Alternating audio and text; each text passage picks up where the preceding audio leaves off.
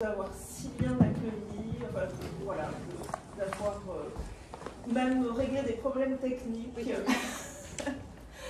Voilà, donc c'est très généreux de votre part et donc on pourra remercier Chloé Dalbert en personne cet après-midi. Voilà. Et donc je voulais juste dire que donc, Séverine et moi appartenons à deux unités de recherche différentes. Séverine appartient au CRIMEL et j'appartiens au CIRLEP, donc c'est une collaboration entre nos deux unités et nous sommes également soutenus par la maison des sciences humaines de la MSHS, je ne me souviens jamais comment on l'appelle, voilà, à l'université de Reims. Et donc cette journée d'études, elle est issue des travaux de notre séminaire, d'autres scènes. Et l'année dernière, nous avons exploré, donc, et d'ailleurs plusieurs de nos participants voilà, sont intervenus au cours du séminaire. Nous avions exploré la question du théâtre de l'ineffable et nous avons rencontré plusieurs moments de sidération dans ce théâtre. Bon, le séminaire était essentiellement consacré au théâtre des XVIe et XVIIe siècles, dans un esprit également comparatiste, comme aujourd'hui, puisque nous aurons des interventions sur les théâtres français, espagnol et anglais. Voilà. Et donc des moments de sidération, en particulier dans voilà, des objets théâtraux qui sont caractérisés par une extrême violence sur scène. Et c'est ce qui fait le lien aussi avec le théâtre contemporain. Voilà, dans notre texte, si tu veux bien, je voulais juste parler de l'article de Christian Biet que nous citions dans le texte de cadrage, parce qu'il faisait le lien entre le théâtre de la première modernité et le théâtre contemporain, et parlait d'un théâtre, dans les deux cas, de l'après-catastrophe, après les guerres de religion et le théâtre de l'autre catastrophe voilà, du XXe siècle. Voilà, donc tu veux peut-être prendre le relais, c'est vrai. Effectivement, le premier sens qui nous a interpellés, c'est cette idée d'hyperviolence dont parlait Christian Biet, qu'on a retrouvé, comme le disait Christine, dans nos textes de la première modernité, qu'on voulait interroger à l'ère plus contemporaine, en essayant d'avoir une perspective transséculaire. Et le deuxième sens qui nous a aussi interpellés à travers des interventions aussi bien de M. Couder que de Mme Béregard ou de Mme Picciola sur les années précédentes, c'était aussi cette idée soulevée par Anne Telade de phénomènes inouïs, en fait. C'est-à-dire effectivement de vertiges provoqués par des moments théâtraux, et avec ce lien toujours avec les astres et la croyance en les astres qui nous a interpellés. Oui, puisque c'est le sens originel du terme sidération. Voilà, cette influence des astres et influence à la fois, influence également sur le corps, voilà, de la créature. Voilà, puisque du coup, on a relevé dans les différentes interventions parfois des phénomènes d'engourdissement dans le théâtre justement anglophone, de putréfaction des membres, c'est ce qu'on avait mis dans l'appel. Et on s'est interrogé aussi donc du coup sur qu'est-ce que cela donne dans le contexte des guerres de religion au niveau des images, qu'est-ce qui surgit, qu'est-ce qui est dit, qu'est-ce qui est représenté. C'est pour ça qu'on a essayé aujourd'hui on a eu la chance d'avoir Madame Dabert qui viendra cet après-midi et qui va accepter de nous parler de son travail de mise en scène. Et puis, on a voulu s'interroger toujours sur cette idée de quelles sont les mutations pour l'appareil de sidération entre l'époque plus ancienne et l'époque moderne. Et c'est pour ça qu'on a souhaité essayer de terminer la journée par quelque chose de très contemporain, avec David Girondin-Moab qui dirige la compagnie Pseudo et qui lui travaille sur cette idée de spectateur augmenté, donc, et qui va nous permettre d'interroger la sidération du côté du spectateur. Pour vous donner un petit peu le cadre sur lequel nous aimerions travailler aujourd'hui. Voilà, et je voulais juste ajouter que donc, nous sommes, enfin, comme vous pouvez le voir, nous sommes dans une session Zoom parce que notre collègue Sophie Lemercier-Godin, que je salue, qui doit être là, je pense, voilà, a eu un accident et donc elle ne peut pas se déplacer, mais donc elle suivra nos travaux à distance et elle interviendra à distance en début d'après-midi. Voilà, bon écoutez, il ne reste plus qu'à vous souhaiter une très bonne journée donc je passe la parole à Séverine pour vous présenter M. Couder, tout simplement, Christophe Couder, qui a accepté de se déplacer aujourd'hui, je vous remercie de nouveau, qui est donc un enseignant spécialiste de l'espagnol et professeur à l'université de Paris-Nanterre. Il enseigne la littérature et la civilisation de l'Espagne des XVIe et XVIIe siècles et participe notamment aux travaux de Tria, si je prononce correctement. Il a consacré de nombreux ouvrages au théâtre du siècle d'or, dont le théâtre espagnol du siècle d'or, paru aux presses universitaires en 2007. Quand je faisais ma thèse, c'était la référence. Et depuis bien d'autres ouvrages, le théâtre tragique en Espagne au siècle d'or, la Dama Boba de Lope de Vega, et il a participé également au projet ANR Les idées du théâtre sur les paratextes, qui a donné lieu à un ouvrage assez fantastique en 2020 qui s'appelle Les idées du théâtre, paratexte français, italien et espagnol. Donc on est dans une dimension parfaitement comparatiste des XVIe et XVIIe siècles sous la direction de Marc Guillermo. Parmi ses dernières productions, on lui doit, on en parlait, une édition critique imminente de Thomas Corneille, Don César d'Avalos, et puis aux éditions classiques Garnier, ainsi qu'une édition chapeautée donc, initialement par Christopher Rossi, qu'on en parlait tout à l'heure, et qui maintenant est chapeautée par Charles Mazouet. Merci encore Christophe.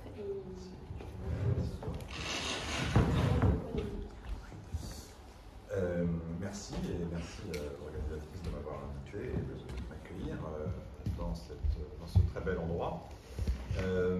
Donc j'ai répondu volontiers à l'invitation à réfléchir sur cette question de l'hyperviolence, enfin de ce que j'ai intitulé l'hyperviolence dans le théâtre espagnol du siècle d'or, et sur laquelle je vais donner quelques aperçus. Je vais faire un long exemplier que j'ai essayé de traduire du mieux que je pouvais en français. Voilà, ce qui m'intéresse, c'est de passer au texte, et je vais commencer par quelques observations très, très générales, en commençant par dire qu'il est manifeste que le poète dramatique dans l'Espagne du siècle d'or jouit d'une très grande liberté d'invention. L'invention ou l'inventivité d'ailleurs communément reconnue comme une qualité proprement espagnole par les lettrés français du XVIIe siècle, quand ils parlent de la littérature sotérienne, quand ils commentent l'influence du théâtre espagnol sur le théâtre français. Et cette liberté qu'on constate, elle est propre à, ou peut-être nécessaire à, un théâtre d'action dont les sources d'inspiration sont très variées. Et c'est une liberté qui est caractéristique d'une esthétique dramatique fondée sur la satisfaction des exigences des spectateurs, c'est-à-dire sur ce qu'on peut appeler la loi du goût. Si l'on admet comme valable ce qu'affirme Lope de Vega dans les vers bien connus que j'ai mis ici au début, tiré de l'art nouveau de faire des comédies aujourd'hui, l'art nouveau, une sorte de condensé d'observations pratiques et théoriques de Lope de Vega, et ces vers sont célèbres. Bien des fois, ce qui contrevient au précepte, pour cette même raison, est délicieux au goût. Et cette observation, donc très pragmatique de la part de Lope de Vega, de ce qu'il faut tenir compte des exigences du public, on la retrouve dans d'autres textes, et paratextes, justement, par l'importance des paratextes, pour ces questions un peu théoriques, on va dire. J'ai pris cette seconde citation tirée du prologue d'un de ses volumes de comédie en 1814, quelques années donc après l'art nouveau de faire des comédies, où il écrit « Bien peu nombreux doivent désormais être les observateurs scrupuleux de notre théâtre, qui ne voient pas que satisfaire le vulgaire est le seul précepte et la seule loi que l'on suive en Espagne. » C'est une maxime qui était déjà du goût d'Aristote, quand il disait que le poète qui compose la fable touchait son but s'il procurait du plaisir à son public. Je reviendrai aussi sur l'idée sous-jacente dans ce texte.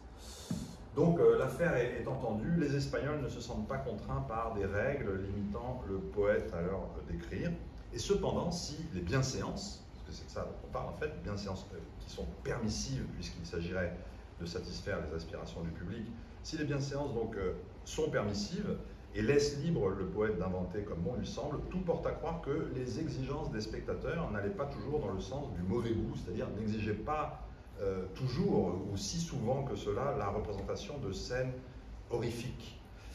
Il y a, à n'en pas douter, des débordements et des scènes que la morale puritaine réprouve dans l'immense répertoire du théâtre espagnol du siècle d'or.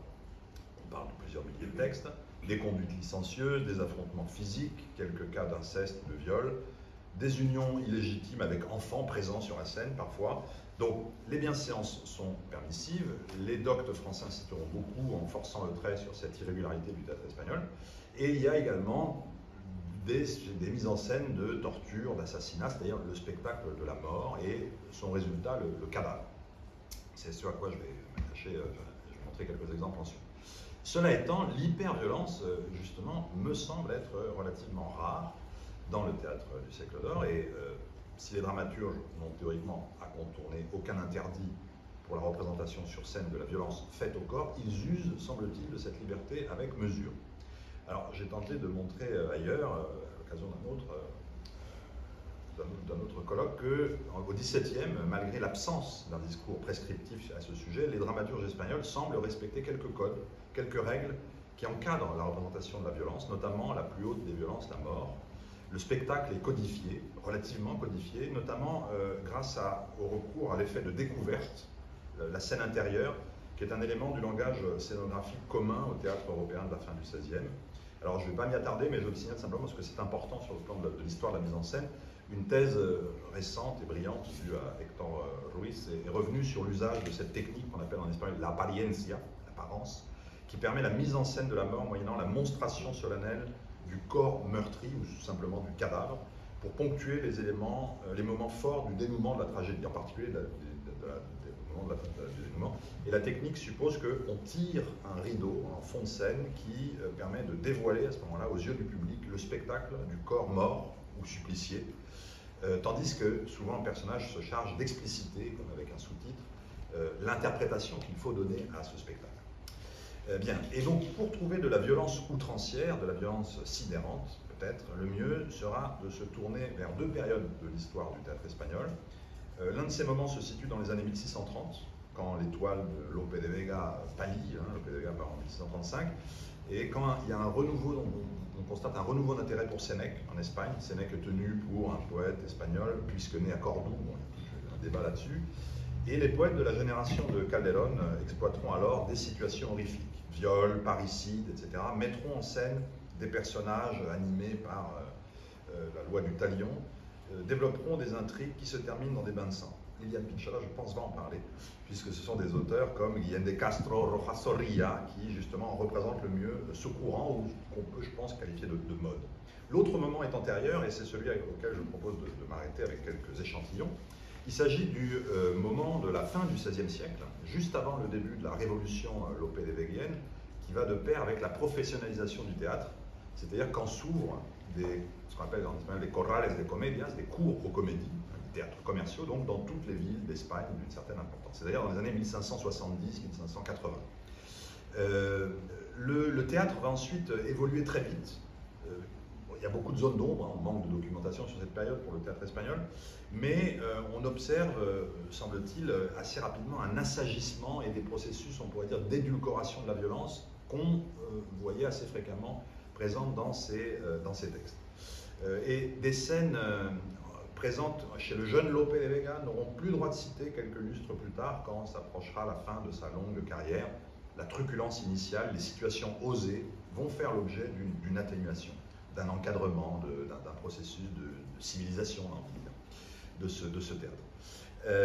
Avant cela, donc, avant cette évolution, dans les années 1570, 75, 80, au moment où se mettent en place donc, les conditions matérielles qui permettront l'essor de ce qu'on appelle la Comedia Nueva, certains lettrés espagnols tentent un aggiornamiento de la tragédie.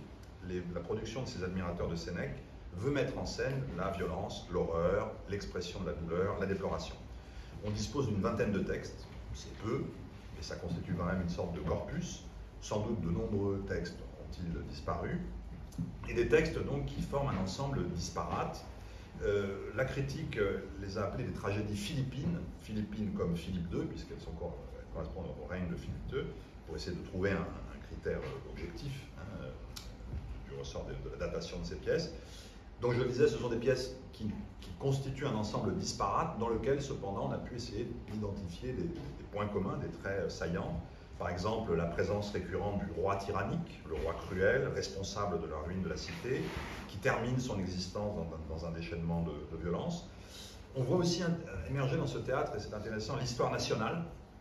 On intègre souvent dans cette liste de pièces la Numance de Cervantes, la Numancia, qui est la seule incursion connue de l'auteur du Quichotte dans le genre tragique. Il a sinon une production qui est de l'ordre de la comédie ou de la tragicomédie. Et donc on relève, comme c'est très caractéristique, relativement récurrent, la présence, je le disais, fréquente de personnages hors normes, monstrueux, furieux souvent, et donc violents et hyper violents. Ces pièces sont des tragédies emphatiques, composées par des érudits qui n'écrivent pas encore au contact d'un public et de ses exigences, ou du moins pas encore dans le cadre du système d'offres et de demandes qu'on associe au théâtre commercial qui se met en place précisément à la fin du XVIe siècle. Et sans doute que pour ces auteurs, la frontière est encore mince entre l'art oratoire et l'art dramatique. Alors les titres de ces pièces sont indicatifs des thématiques abordées. Je vous en ai mis ici quelques exemples avec certains de ces auteurs. Auteurs un peu souvent oubliés, je citais Cervantes qui est connu, le reste d'entre eux est relativement un peu délaissé par l'histoire de la littérature espagnole, du théâtre espagnol.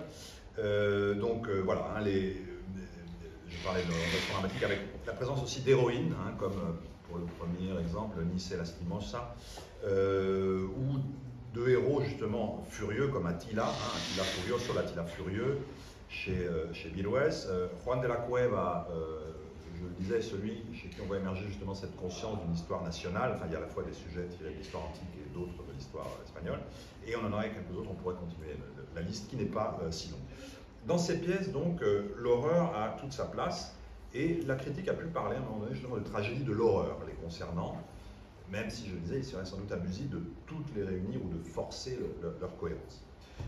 Au dénouement de la tragédie des 7 enfants de Lara, La tragedia de los 7 infantes de Lara, de Juan de la Cueva, qui est une pièce inspirée d'un cycle de ballades populaires, on voit par exemple le héros Mudarra tuant Ruy Velázquez et brûlant vive Doña Alhambra. Avant cela, Almanzor a présenté à Gonzalo Bustos les têtes de ses enfants, ce qui donne lieu précisément à une vengeance. C'est une tragédie de vengeance.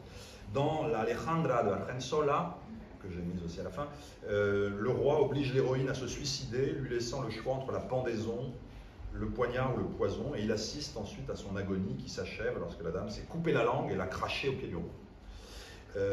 On a pu relever que chez ces tragiques dits philippins, donc, l'action pathétique prend par conséquent une importance démesurée peut-être par rapport aux recommandations aristotéliciennes quant à la construction de la tragédie, orientation aristotélicienne qui est très nette pour ces auteurs, avec beaucoup de nuances entre eux naturellement. En cela, les Espagnols subissent l'influence de Sénèque, mais aussi, ou disons plutôt, à travers le filtre des Italiens comme Geraldine Cinzio et Ludovico Dolce. En effet, on peut dire qu'ils reprennent à leur compte la compréhension thérapeutique et morale de la catharsis définie par Cinzio dans les mots suivants que j'ai mis ici. C'est une citation qu'on donne souvent, du moins dans les manuels d'histoire du théâtre espagnol. La tragedia, je le dis en italien, col orrore e con la compassione, mostrando quello che dobbiamo fuggire, ci purga dalle perturbazioni nelle quali sono incorse le persone tragiche. Une conception donc qui associe la tragédie à l'exemplarité. Or, on peut comprendre que pour augmenter l'efficacité cathartique, pour soigner l'âme de ces affects, on intensifie le recours à l'horreur. La question étant de savoir justement si cette horreur est spectaculaire ou quelle est justement la modalité, quelles sont les modalités par lesquelles elle s'exprime. Pour en passer justement à ce point, je reprendrai en m'inspirant des travaux d'un spécialiste de ce théâtre qui s'appelle Alfredo Hermenegildo. Je reprendrai 4 points, on va dire, avec des exemples maintenant pour être un peu concret, de ces, on va dire, ces moyens de la mise en action de l'horreur. Hermenegildo en parle à propos d'un de ses auteurs, mais on peut le généraliser et trouver des exemples chez d'autres, ce que je vais faire. Alors le premier moyen, c'est celui de la narration, la description. Je vais prendre l'exemple ici tiré d'une pièce de Virués qui est la grande Semiramis, la grande Semiramis. Et donc la mort de Semiramis, qui est une pièce donc, qui reprend la vie et les épisodes saillants de cette reine légendaire, La mort de l'héroïne, en l'occurrence, est rapportée par un témoin oculaire. J'ai fait une rapide traduction que je vais lire. J'approchais l'œil, donc ce témoin dit « J'approchais l'œil du trou de la serrure et je vis une horrible vision, un terrible et effrayant spectacle. » La redondance, bon, c'est pas forcément très bien traduit, j'ai fait ça vite, mais c'est dans le texte original. Je vis Sémiramis baignant dans son sang, saisir les mains de son fils. Alors c'est le moment où en fait, je ne l'ai pas dit, mais Sémiramis est tué par son propre fils. Saisir les mains de son fils, donc j'ai coupé parce que le texte est long. Ce tigre féroce lui ôta soudain la vie de son infâme épée, la blessant par 2 fois la poitrine, et chacun des coups lui ressortit par le dos.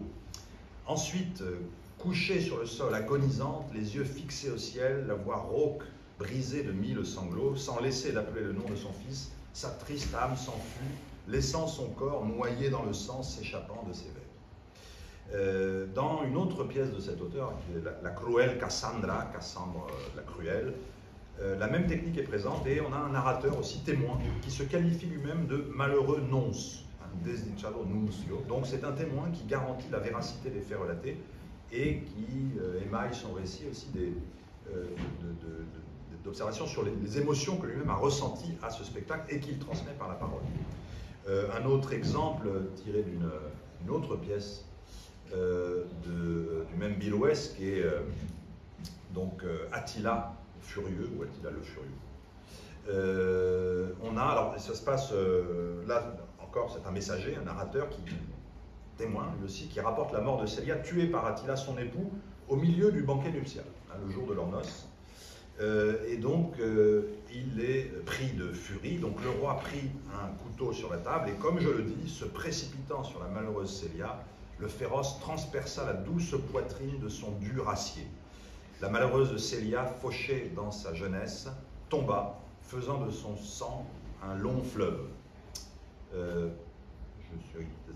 Alors ça continue, là, ici en fait il y a quelques vers qui s'interposent, et il s'agenouille après avoir tout renversé sur son passage, donc il est pris de folie. Lui, le cruel, attrapa de la main gauche la morte par les cheveux, et de la main droite, il la saisit fortement à la gorge. Inhumain, il applique le fer rouge, ça continue, je passe quelques détails, et furieux, la saisissant, il sépara d'un geste bref la tête du corps, donc décapitation, au couteau de table.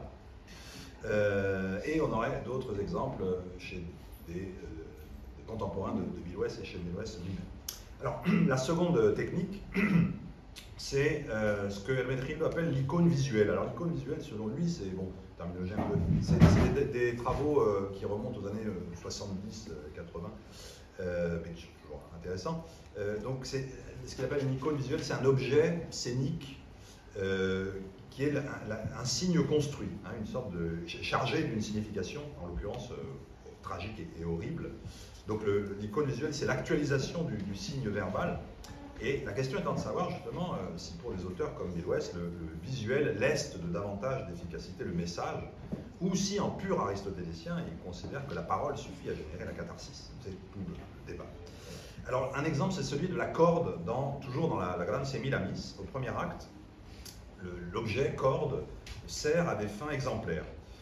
Dans ce premier acte, le général Ménon, qui est un général vainqueur au début de l'intrigue, fait le récit du suicide d'Alejandro, le roi vaincu justement dans cette guerre. Afin qu'il serve, dit-il, ce sont les derniers vers, j'ai oublié de le traduire, afin que ce récit serve d'exemple, dit-il, ejemplo de los crueles casos de fortuna, hein, exemple des coups cruels de la fortune, des coups de la fortune cruelle.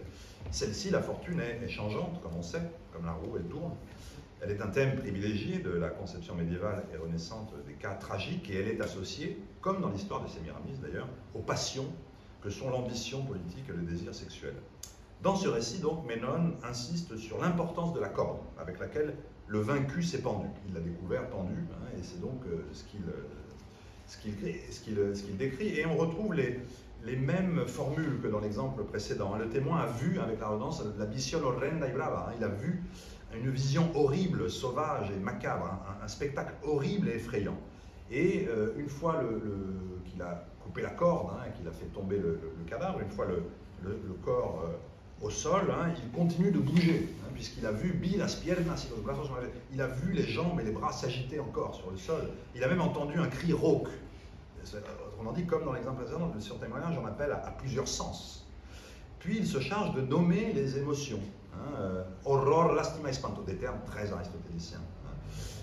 Donc les émotions, hein, de l'horreur, hein, la peine, la souffrance, l'effroi. Hein, voilà ce qu'ont ressenti, dit-il, ceux qui ont vu la douloureuse scène, puis la corde est mise en évidence. Esta es la avec le déictique, hein, le démonstratif. Voici la corde que j'ai retirée, hein, du cou du malheureux. Hein, et il la tient, donc, et on revient à ce que je disais au début, hein, comme un exemple, hein, une mise en évidence de l'exemple. Dans la suite de l'action, c'est au tour de Ménone d'être victime de l'inconstance de la fortune, hein, ce général qui rapporte la mort de son ennemi. Et l'inconstance de la fortune se manifeste pour lui quand son épouse, qui est Sémiramis à l'époque, lui est ravie par Nino, un roi tyrannique. Et lui, alors, Ménone, est conduit à la mort et il utilise, pour se pendre lui-même, pour se commettre le suicide, la même corde qu'avait prise avant lui le roi Alejandro, à qui il avait ravi la ville de Bactrès dans le premier acte, de la même façon que le roi Nino lui avait ravi son épouse Sémiramis. Donc là, il y a tout un jeu sur le côté cyclique de la construction de la tragédie qui nous intéresse un peu moins. Alors, un troisième moyen, peut-être aussi interprété en termes strictement aristotéliciens, c'est les cas où le personnage énonce des menaces, hein, des imprécations qui évoquent une violence à venir. Donc l'horreur sera réalisée lorsque la menace de mort ou de châtiment est exécutée, mais elle est comme précédée par la création de la terreur. On pourrait, disons, nuancer, associer les deux notions, horreur et terreur. Alors j'avais un exemple ici sur la vengeance, justement, l'imprécation de, là c'est le fils Ninias qui se dispose à venger la mort de son père, donc sur le cadavre de son père fumant, si je peux dire, hein, il s'engage à venger sa mort en tuant sa mère. Bon, je vais revenir après sur ce point. Il y aurait un autre exemple, presque drôle, enfin d'un humour sadique, c'est dans la Cruel Cassandra, parce que l'héroïne menace directement celui qui est son amant en lui annonçant sa mort, et donc c'est une plaisanterie sadique parce que lui il entend de façon métaphorique, une mort d'amour. Et donc elle mourra, il lui promet, s'il entre dans la chambre, hein, le retraite, hein, il lui donne la clé qu'elle lui indique, donc, et lui il y va plein de joie, sans savoir qu'il va y perdre cette sorte de barbe bleue doublement inversée. Bon. Il y a des variantes de ça chez Lewis et d'autres auteurs. Le quatrième et dernier moyen, j'avance un peu plus vite, c'est la commission des atrocités sur la scène, sous les yeux du public, qui recoupe en partie certaines choses déjà dites. Parfois, le spectateur alors perçoit seulement le son de la violence, hein, c'est-à-dire ça peut être une perception simplement auditive, et la mort et l'action violente se réalisent en coulisses. On a un exemple dans la Cruel Cassandra, et d'autres fois on a des scènes, on a vu de suicides en scène. Il y a manifestement chez Villouès et les auteurs contemporains de Villouès une volonté d'expérimentation. Hein. On module des principes généraux, on fait des tentatives. Généralement, les historiens du théâtre considèrent que ce sont des tentatives qui n'ont pas fonctionné, qui n'ont pas trouvé leur public, parce que c'est un théâtre trop chargé de rhétorique, pas assez spectaculaire. Mais en tout cas, on le constate dans les textes. Alors il y a pas mal de suicides, on pourrait dire beaucoup de choses. Il y a des suicides occultés, alors toute l'action de Elissa Dido, il a consacré une pièce à Didon, repose là-dessus. Je finis juste par deux autres exemples rapidement tirés à nouveau de la Grande Sémiramis, puisque l'acte 1, je le disais, se clôt sur le suicide de Ménone, à l'issue d'un très long monologue.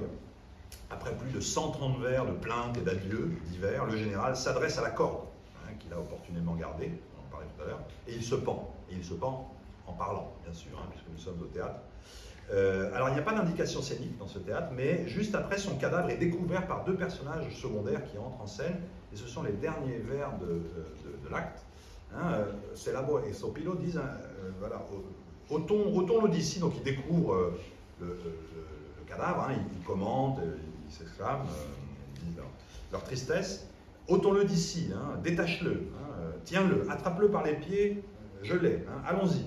Il y a comme une certaine forme de prosaïsme un peu curieuse dans cette façon de traiter le cadavre du mort, alors même qu'ils viennent de rapporter combien c'était un général héroïque, hein, et combien sa vie était héroïque, et on s'étonne justement au fond de cette mort peut-être non héroïque. Et curieusement, enfin, là aussi c'est un effet esthétique, à la fin du second acte, les deux mêmes personnages se chargeront du cadavre de Nino. Cette fois, il y a une variation. Sémiramis, qui veut se venger de la mort de son mari Ménone, acculé au suicide, hein, j'ai dit tout à l'heure, se fait passer pour son fils Ninias, hein, qu'elle a eu de Nino. Parce qu'il y a une très grande ressemblance physique entre eux. 16 ans ont passé entre le premier acte et le second acte, ce qui prouve que la vengeance est un plat qui se mange froid. Et elle jette le roi au cachot, elle lui laisse du poison, et on retrouve le motif de la menace. Hein, donc elle ordonne qu'on lui donne le poison, et ensuite qu'on jette son cadavre au feu. Et Nino, le roi Nino, persuadé que c'est son fils qu'il a devant lui et que c'est son fils qui a tué sa mère, alors que c'est presque de l'ordre de l'inverse, il se précipite sur le poison, mais, variante sadique, les bourreaux lui révèlent alors. Est-ce que ce serait une interprétation aussi un peu expérimentale de l'anagnorésis, la révélation d'un élément caché? On lui révèle qu'il n'a pas été tué par son fils, mais par Sémiramis sous les traits de son fils, hein, déguisé, travesti en prince. Et donc, Sémiramis qu'il voue aux gémonies en guise de dernière parole. Puis son cadavre est retiré de la scène, et c'est la fin de l'acte 2 avec la répétition de la même chose. Hein, Vamos, hein, in un fuego le pondremos, hein, allons le jeter au feu. Aguijemos, c'est même presque familier le verbe. Hein, aguijemos, presque tirons-nous. Hein, il y a comme un mélange des genres un peu curieux. Alors, un dernier exemple, si on me le permet. J'ai débordé un tout petit peu, ça va? C'est un exemple tiré de Bermúdez, parce que c'est assez gore, et c'est un peu un des sommets justement dans ce corpus qu'on peut trouver, je trouve, de la violence. Alors, presque tout l'acte 5 hein, de cette tragédie, écrite un peu en imitation de l'ancien, avec notamment un chœur hein, qui intervient, presque tout l'acte 5 est construit autour de l'exécution des coupables, c'est-à-dire l'action en somme est finie, et on est dans le tragique judiciaire avec le roi, le juge, le caïdé, le bourreau qui sont sur scène, et on va observer, et il semble donc qu'il y ait une certaine complaisance de la part de l'auteur à décrire par le menu la peine infligée. Alors, j'ai pris quelques exemples, c'est très long en réalité. Hein. Le chœur commente justement la violence à laquelle sont soumis les condamnés, qui sont coupables, hein, qui sont complètement coupables de la faute qui leur est reprochée. Et donc le chœur est là pour à la fois commenter, expliquer ce qui se passe. Il n'y a aucune didascalie hein, dans le texte, mais il faut supposer que c'est représenté. Ou bien il faut supposer que c'est un théâtre à lire, et qu'il est fait justement pour l'imagination du lecteur. Et le chœur est aussi là pour insister sur l'effet pathétique. Hein. Oh, quel coup le roi, voyant l'allure arrogante de Coelho, lui a asséné sur le visage avec le fouet qu'il avait à la main. Cruelle vision, quel exemple, quel spectacle effrayant du triste jour de son jugement. Nu, menotté, sous le regard du ciel et de la terre, ainsi vont les malheureux. Donc le discours du chœur, comme je le disais, explique, hein, justifie aussi la violence du roi, hein, l'orgueil hein, qu'il continue de montrer, hein, l'adjectif denodado, hein, et avec l'insistance donc sur le pathétique. Le roi, voyant leur fière résistance, esforzados, hein, leurs cœurs sont vaillants, fiers, ordonne qu'on leur arrache le cœur, arranquense de los pechos, et il précise ensuite qu'on le leur ôtera par le dos, qui est plus cruel, puis qu'on brûlera leur cadavre et qu'on jettera du sel sur leur maison. Alors, les personnages sont encore autant des acteurs que des témoins de l'action horrible qu'ils verbalisent. Quels sont ces cris, hein, dit le roi. Sire, les gens crient de joie et de plaisir, et du plaisir de voir que l'un d'eux est exécuté, l'un des coupables. Et le chœur commente, hélas, le bourreau le met désormais en pièces, son sang corrompu se répand. C'est le cœur hein, dont on parle après. Le bourreau dit cependant, je ne trouve pas son cœur. Álvaro, qui est le condamné, il est pourtant là, hein, il répond fièrement, cherche-le bien, tu le trouveras ici, plus fort que celui d'un lion. Les points de suspension indiquent que justement l'action s'arrête, la parole s'arrête. Le bourreau, tu ne feras plus le fier, c'était là son cœur, fier et fort, et là aussi le démonstratif suppose qu'il montre. Hein, este era el bravo y fuerte corazón, il le montre. Et le cœur commente, hélas, voyez comme il découpe et met en morceaux ce cœur pour voir ce qu'il y a dedans. L'action continue, on passe à l'autre condamné, cette fois le roi veut qu'on lui retire le cœur par la poitrine ouverte, par devant, et le cœur commente que cette fois le bourreau trifouille dans les entrailles, il trasanda las entrañas, pour arracher le cœur, le réduire en miettes, desmigar. Bien, je conclus en disant qu'on pourrait multiplier un peu plus les exemples, en faisant juste deux observations rapides. Je rappellerai d'abord que le spectacle de la violence extrême, notamment celui de la mort, est conçu et justifié, même si nous ne disposons pas vraiment de corpus théorique pour ce théâtre, comme une action conjointement pathétique et exemplaire.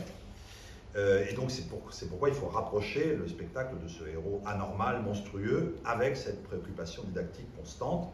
Donc les auteurs cherchent des sujets terrifiants et moraux, supposément terrifiants et moraux.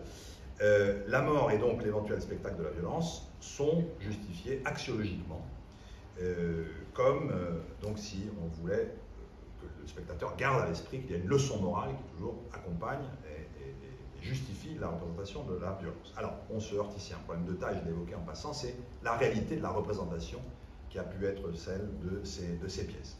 Certains, manifestement, ont proposé des tentatives de lettrés, tandis que d'autres, comme Bill West, justement, laissent comprendre, quand on analyse le texte, qu'ils se préoccupent de la représentation, qu'ils ont vraiment écrit pour un public de théâtre et pas pour un public de lecteurs. Donc, on est condamné à des hypothèses, puisqu'on parle de la réception par le public, des hypothèses qui sont elles-mêmes dépendantes du cadre dans lequel nous placerons notre propre réception et notre propre analyse de ces œuvres. Commentant une pièce de Lope de Vega qui représente le martyre d'un enfant, dépecé après avoir été crucifié, le Niño Inocente de la Guardia, Menéndez y Pelayo, à la fin du 19e, au début du 20e siècle, c'est globalement un positiviste, s'interrogeait sur la sidération, j'ai envie de dire sans la nommer, alliée au mauvais goût. En tout cas, il signalait la puissance de fascination que peut exercer la représentation de la douleur et de la brutalité.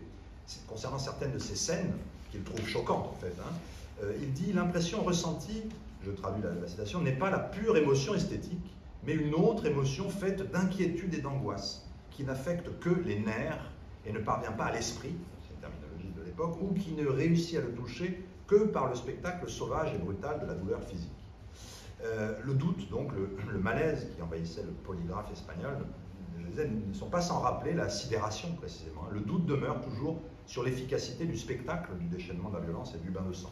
Pour le dire avec Christian Biet, je citerai, peut-on donc supposer qu'un sombre plaisir double les plaisirs lumineux et moraux qu'on attribue à la démonstration morale fut-elle spectaculaire?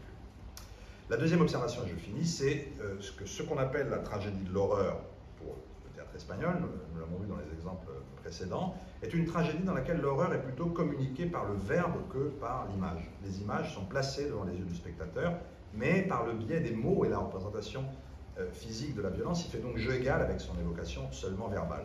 Les figures de rhétorique visant cet effet sont très présentes chez ces tragiques philippins. Evidentia, description, apostrophe, vainement, tout ce qui est de l'ordre de la figure pathétique, donc, qui émeut le spectateur moyennant le recours à sa capacité imaginative. C'est le cas également des récits très présents chez Bill West et chez d'autres. En ce sens, donc, on peut supposer que ces auteurs avaient une conscience classicisante qui les poussait volontairement à se détourner de l'opsis, du spectaculaire, dans le vocabulaire d'Aristote. Ils seraient donc plus authentiquement aristotéliciens que Lope, dans la formulation que je donnais tout à l'heure en commençant. Quoi qu'il en soit, on trouve chez ces auteurs des éléments d'un langage dramatique exprimés dans le texte comme dans sa mise en scène, dans sa mise en œuvre par la représentation, des éléments dont Lope de Vega et ses émules se souviendront, quand bien même c'est de ces auteurs philippins que le phénix des beaux esprits entendait se démarquer lorsqu'il exposait son propre art poétique comme un art nouveau d'écrire des comédies. Malgré le caractère archaïque, donc, certains diront antithéâtral de ces tentatives de tragédie espagnole qui tentèrent de marier l'ancien et le moderne, une indéniable continuité peut être observée entre ce théâtre tragique particulier et les postérieures formulations de la tragédie espagnole du siècle d'or.